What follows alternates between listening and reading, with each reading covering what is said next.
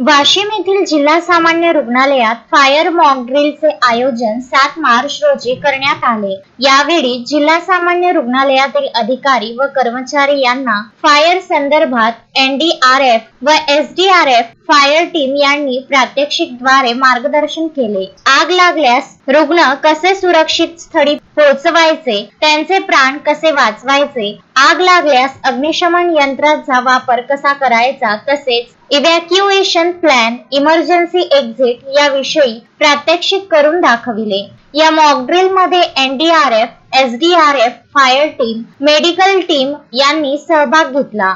यावेळी जिल्हा शल्य चिकित्सक डॉक्टर अनिल कावरखे, अतिरिक्त जिल्हा शल्य चिकित्सक डॉक्टर अविनाश पुरी, डॉक्टर अविनाश झरे, पोलीस निरीक्षक जालिंदर फुंदे, उपनिरीक्षक SP बोदर, जिल्हा आपत्ती व्यवस्थापन अधिकारी शाहू भगत आदींची प्रमुख उपस्थिती होती।